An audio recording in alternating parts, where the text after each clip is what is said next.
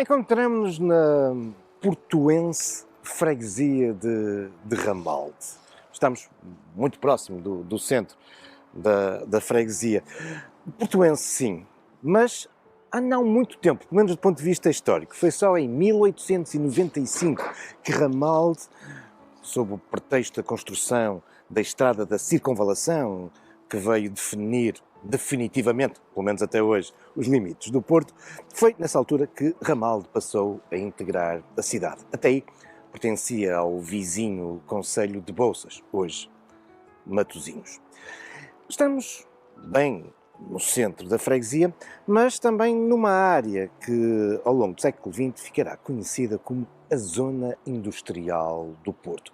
O que nos diz bem de como durante muito tempo esta freguesia de Ramalde era vista como uma área relativamente periférica da cidade e onde, devido à grande disponibilidade de espaço, com efeito, se concentraram muitas fábricas, unidades industriais ao longo daquela que é hoje designada como a Via Rápida ou a Via AEP.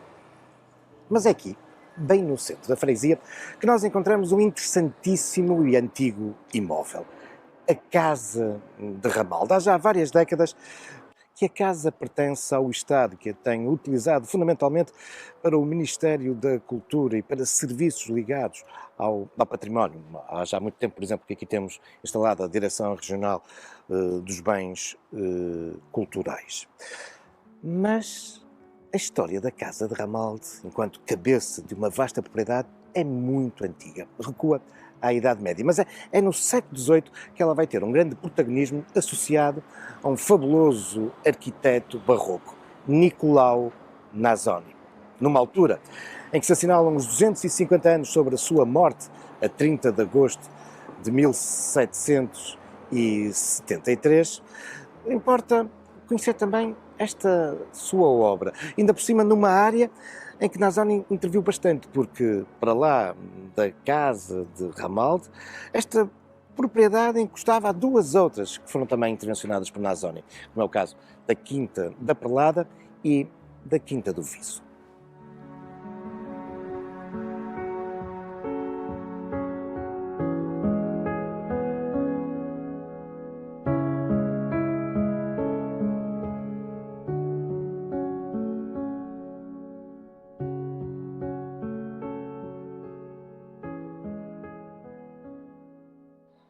Sim, esta foi durante séculos uma área marcada pelas suas extensas propriedades agrícolas, muito diferente desta cidade moderna que aqui se tem desenvolvido nas últimas décadas ou desse desenvolvimento industrial que este espaço do Porto conheceu ao longo do século XX. Não era assim, de facto, no tempo de Nicolau Nasoni, em meados do século XVIII, como nos séculos anteriores. Esta tinha sido sempre uma área marcada pela sua ruralidade. Terras muito férteis e para isso contribuía de forma decisiva o facto dela ser cruzada por uma importante linha de água, a Ribeira da Granja, resultante desse manancial que nasce em Paranhos, no lugar que hoje designamos como a Arca d'Água, e que depois cruzava toda a freguesia. Aliás, aqui, contígua à antiga Quinta de Ramalde, existia uma outra importante quinta, a Quinta do Rio, cujo nome, Rio, resulta exatamente da circunstância da Ribeira da Granja passar junto à sua porta. Ora, A fertilidade destas terras bem irrigadas fez com que Ramalde, particularmente a partir do século XVIII, ficasse também famosa pela sua produção de milho, terra de milho, muitas vezes nos aparece nos velhos documentos a designação de Ramalde, e associada a esta grande produção de milho também uma terra de significativa produção de gado, gado vacuum. Muito especialmente, foi uma especialização aqui dos lavradores de Ramalde, de bois de raça arauquesa, com os seus característicos chifres, as hastes de grandes dimensões, o que fez com que Ramalde passasse a ficar conhecida por um epíteto que, em boa verdade, não é muito do agrado dos ramaldenses. Sim, é conhecida como a terra dos cornos grandes. Isto porque quando os carros de bois de Ramalde passavam pelo centro da cidade, facilmente os restantes portuenses identificavam os carros de Ramalde por causa dos chifres, dos cornos, dos bois, desses carros.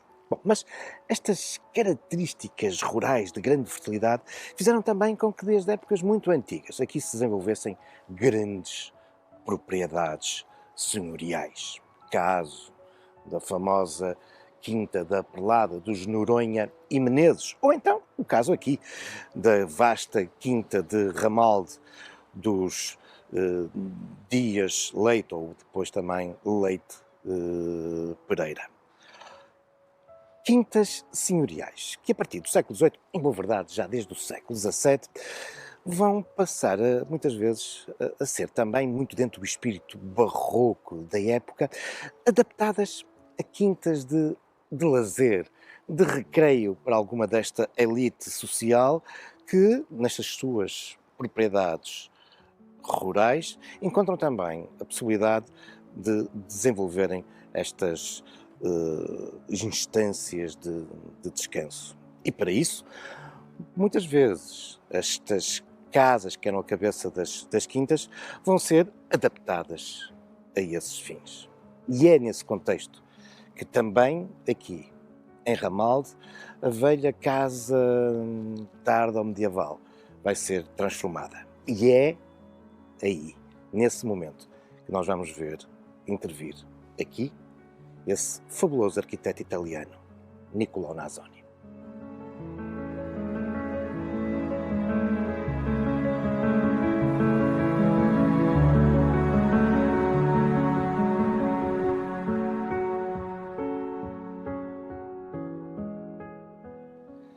Terá sido por volta de 1746 que Nasoni fez esta intervenção por encomenda da família Leite Pereira. A família que possuía esta vasta propriedade, ainda com designação de Dias Leite, desde 1543. É nessa altura que é instituído o morgadio de Ramalde. E é exatamente a partir do edifício que aqui existia, uma torre de tradição tardo-medieval, que ainda hoje aqui podemos contemplar, é a partir dessa torre que Nasoni vai fazer a sua intervenção. Muito dentro do aspecto e do gosto cenográfico da época, barroco, e ele vai construir um extenso corpo, servido por uma belíssima escadaria, mas integrando aqui, nas traseiras, a torre original. A intervenção de Nasoni vai também permitir uma outra coisa muito interessante. É que existia já aqui também, muito próximo, uma capela, datada também do início do século XVI, do início do morgadio.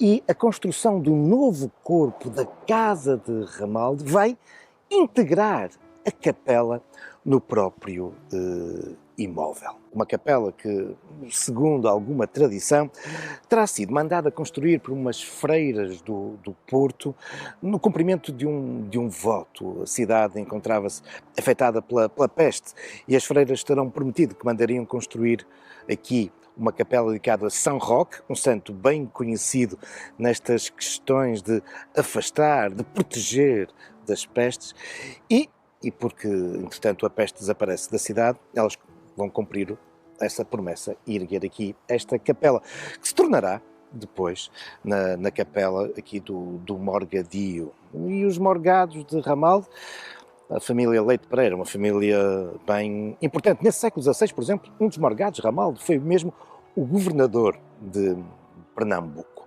Mas não deixa de ser interessante. Podemos, ao observar esta obra de Nasoni do século XVIII, distinguir claramente essa torre inicial tardo-medieval.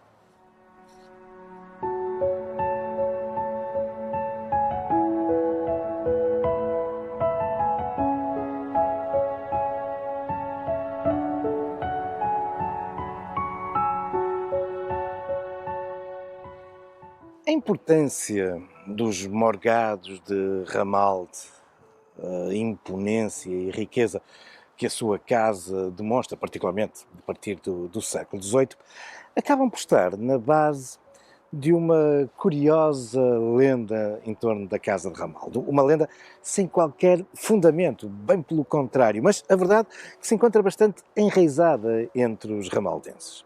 E o que é que nos conta essa lenda? Bom, que a casa terá sido, em meados do século XIX, assaltada nada mais, nada menos do que pelo famoso bandoleiro José do Telhado. Conta a lenda que foi numa noite de festa, de um grande baile que o morgado de Ramalde tinha dado, que Zé Telhado e o seu bando vão surpreender toda a gente, porque vão entrar através das ramagens de uma grande árvore nas traseiras da casa, vão entrar através do primeiro andar, descem as escadas interiores e surpreendem todos os participantes da festa, roubando os seus haveres e fugindo. Enfim, uma curiosa lenda, mas que não tem qualquer fundo de verdade.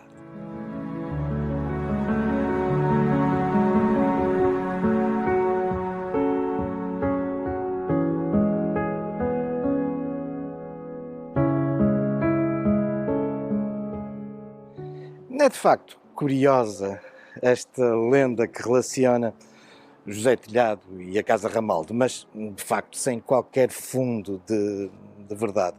Bom, desde logo porque, apesar de ter sido aprisionado na cidade e depois aqui ter sido julgado e condenado, a verdade é que a ação de Zé Telhado e do seu bando, os seus assaltos, nunca tiveram lugar tão próximos da cidade. Mas, mais do que isso, há um outro argumento que torna evidente a falsidade, o aspecto lendário desta história.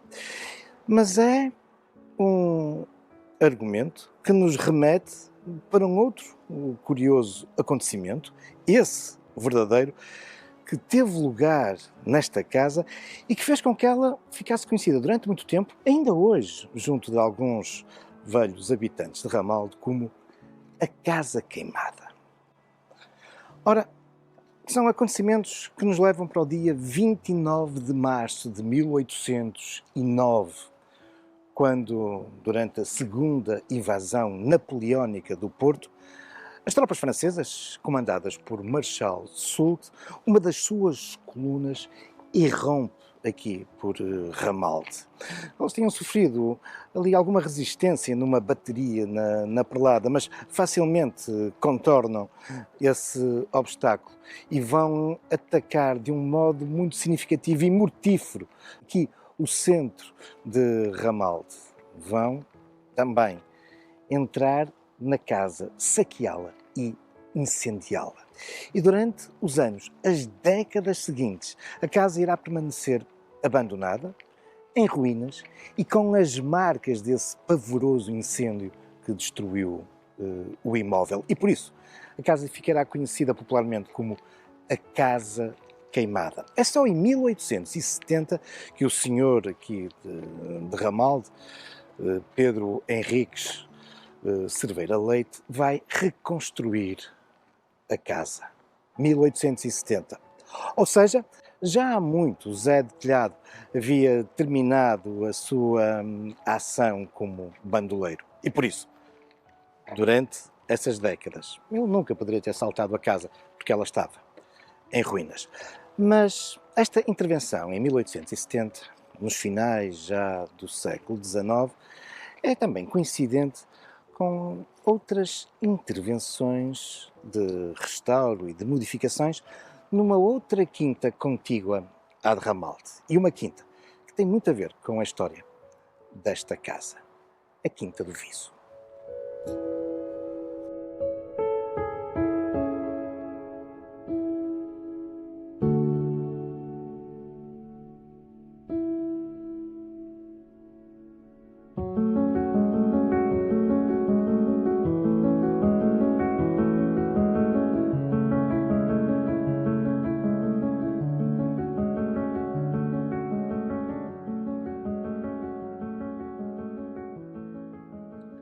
E já do lado exterior da estrada de circunvalação, encontramos agora no vizinho concelho de Matosinhos, mais precisamente na freguesia da Senhora da Hora. E aqui que encontramos então essa casa da Quinta do Viso.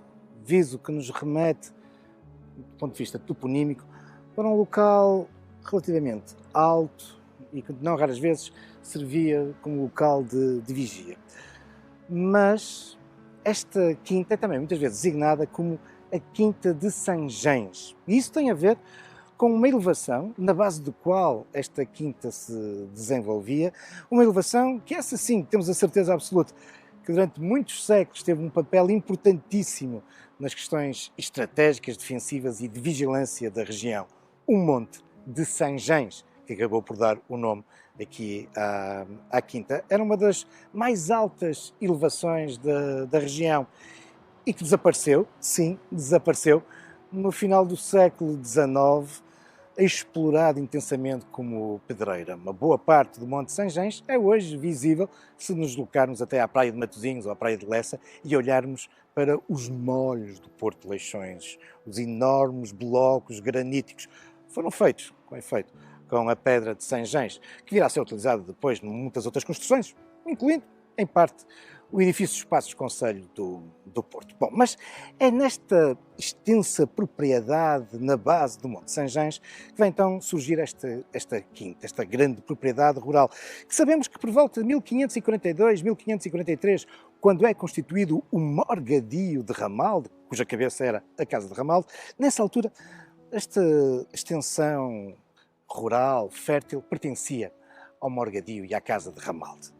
Vamos ter que esperar cerca de 200 anos, por volta de 1746, para assistir, como de alguma forma, a uma autonomia desta Quinta do Viso. E é uma história muito interessante, porque apesar de estarmos perante um morgadio, os proprietários da época da Casa de Ramalde parecem, de alguma forma, ter dividido a propriedade a meio entre duas filhas. É isso mesmo que admite o historiador norte-americano Robert Smith e, mais recentemente, Ili de Araújo.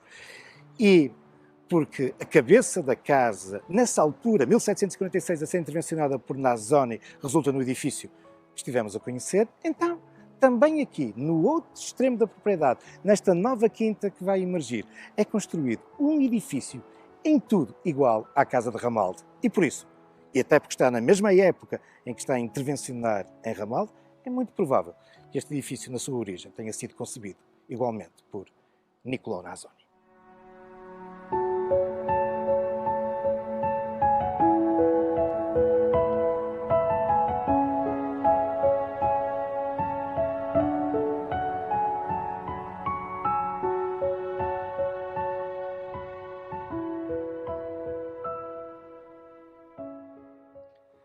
Entretanto, e já nos finais da década de 80 do século XX, quando há muito a Quinta e a Casa se encontravam sob a tutela da Direção Regional da Agricultura, a Quinta vai ser objeto de intervenção do arquiteto Ilídio de Araújo, uma referência absoluta quando falamos no nosso país da arquitetura paisagista. E Ilídio de Araújo vai prestar uma especial atenção aos jardins, recolocando, redistribuindo uma série de esculturas, fontes que se encontravam deslocadas e procurando devolver algum daquele que seria o aspecto original, barroco, desta casa e desta propriedade, nomeadamente dos seus jardins.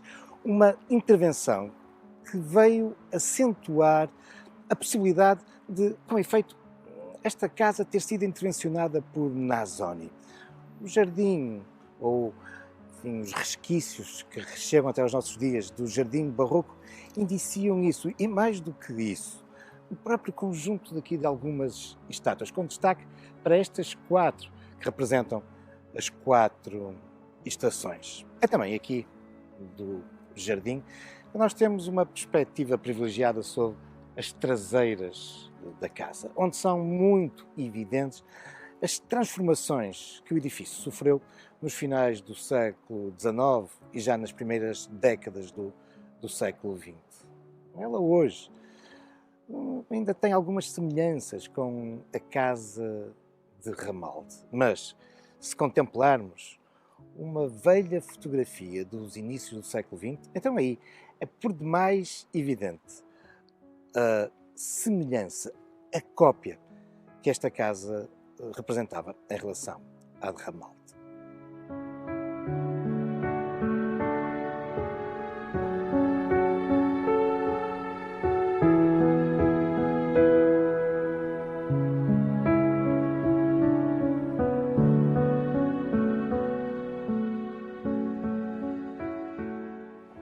As diferenças que a Casa do Viso hoje apresenta em relação à Casa de Ramalde vão-se registar fundamentalmente no século XX. É verdade que ainda nos finais do século XIX sabemos de algumas intervenções, mas é um incêndio significativo que aqui ocorre em 1920, que acaba por levar a estas diferenças que hoje o imóvel apresenta em relação à Casa de Ramalde que o inspirou. E foram alterações significativas. Isto porque, na sequência desse incêndio, a casa é adquirida por um brasileiro de torna-viagem.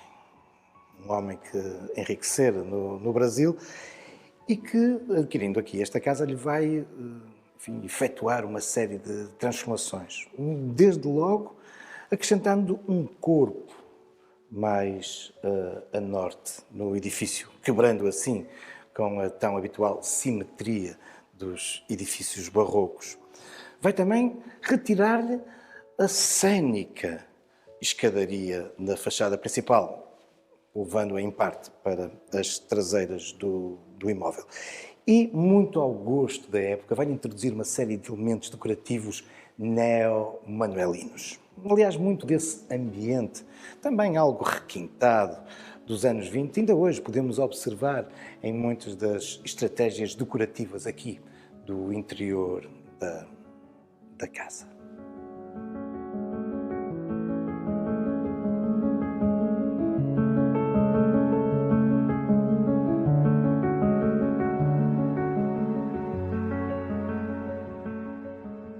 A Quinta do Viso, ou de Sanjães, passa para o Estado nos inícios do século XX. Em 1928, instala-se aqui a Estação Agrária do Douro Litoral e, desde então, este é um espaço tutelado pelo Ministério da Agricultura. Nos dias de hoje, aqui encontra-se instalada a Direção Regional da Agricultura e Pescas do Norte.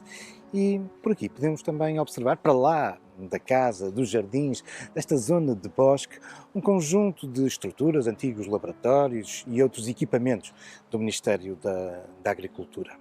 Aqui, para lá do património histórico e arquitetónico, zela-se também por essa outra importante vertente do nosso património, que é o património natural. Uma dimensão crucial quando falamos da preservação da nossa memória e da nossa qualidade de vida. Mas isso são já outros factos, também algumas lendas, futuros caminhos da história.